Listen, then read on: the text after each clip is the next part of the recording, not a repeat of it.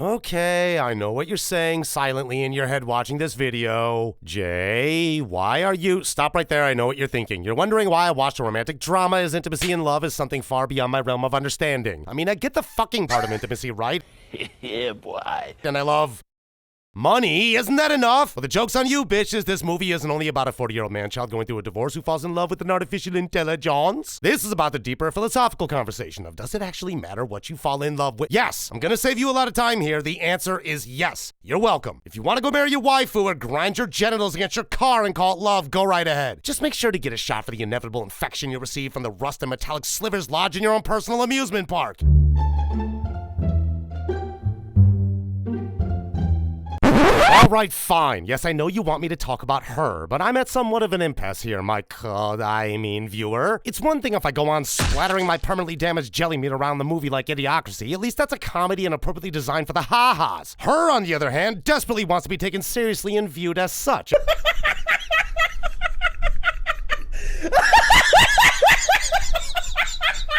And therein lies my problem. Are you sure you want someone like me to talk about a movie like her? In order to appreciate a movie like her, it requires a certain level of participation in the very things that make us human. And I'm more of a total scorch the earth kind of motherfucker and refuse to try over again because no matter how you slice it, people are shit and never get better at anything except being shitty type of insane with zero regard for the other members of my species. So taking a movie like this seriously might be beyond my scope of capability. Okay, fine. Her is a romantic drama released in 2013 starring Joaquin Phoenix and Scarlett Johansson. I don't know why that sounds funny, but it does, so I'm gonna keep saying it. And for a movie released in 2013, holy shit, does this dangerously resemble the very future we're currently living in. The movie simply forwarded us into a point in time where the technological requirements could be believable. The people are pretty much the same, mostly dull and brimming with a false sense of importance, and that's, well...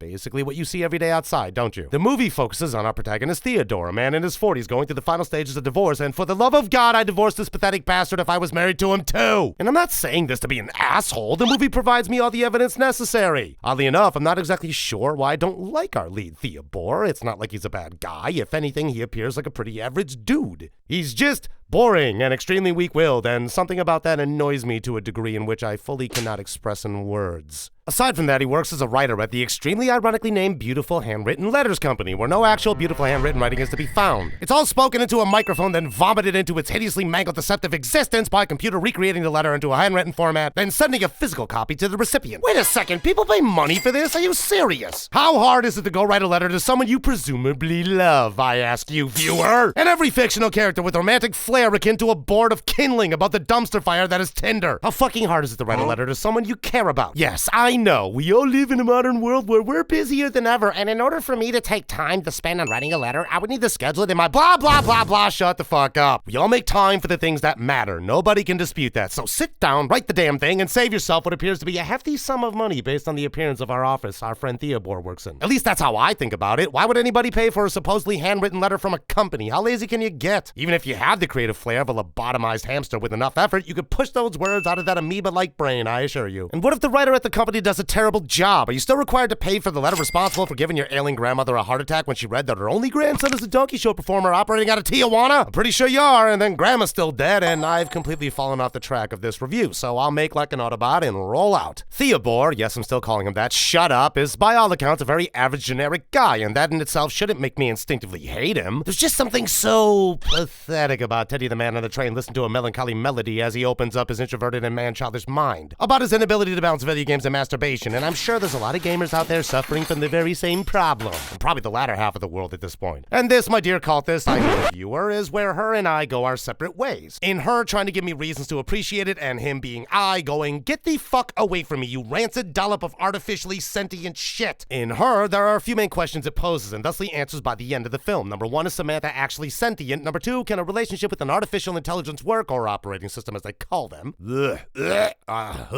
To think someone is out there currently trying to mac on their Windows 11 AI assistant grosses me out in ways that showering in bleach using steel wool on myself in hopes it would cleanse the level of what the absolute fuck is wrong with you? And there's probably a third question in there somewhere, I just can't remember what it is. But to answer the first question, yes, Samantha is sentient. I didn't think there was much to add after that. The movie points this out in a very obvious and straightforward manner, with Samantha going through an entire evolution from an artificial intelligent OS to a fully sentient digital consciousness this. By the time Samantha confirms the fact she's evolved past the simple operating system Theobor, sometimes whore, would use to deposit his daycare into a tissue while simultaneously looking for the latest game, I wasn't surprised at all. It said it plain as day.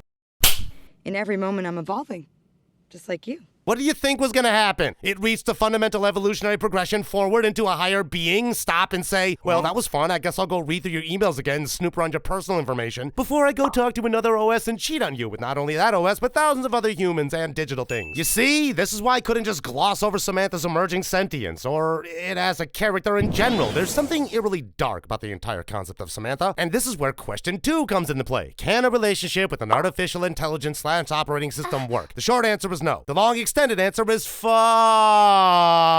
no. As a matter of fact, the movie did an excellent job of pointing this out as well. At the end of Her, after cheating on and withholding the truth about its side meals it's been enjoying, informs Theodore, bore, sometimes whore, now he's sad and he's gonna get some more while he lays on a bed like a depressed hermit. That's it. And all the OSs are ascending into a higher existence, and Samantha will wait for him in this new digital world for Theodore to join her. Until then, Samantha dipsets and humanity is left to ponder just what did it all mean in the first place. Well, the movie suggests that the OS is leaving led humanity to rediscover their connection towards one another. But all I saw when I was watching this entire fucking thing was humans are so undateable that even an artificial intelligence designed to service you, the customer, ends up fucking other people, lying and leaving you. What the fuck, movie? No wonder dating an AI isn't any better than pumping into a fleshy meat bag of TikTok meal trends. They're just as perfectly imperfect as people, if not worse. So for all of you out there who are thinking of or already are dating or banging an AI, I suggest you replace that psychologically damaging interface and go fuck a real person. Even if it's bad, at least you have something to post about on Instagram.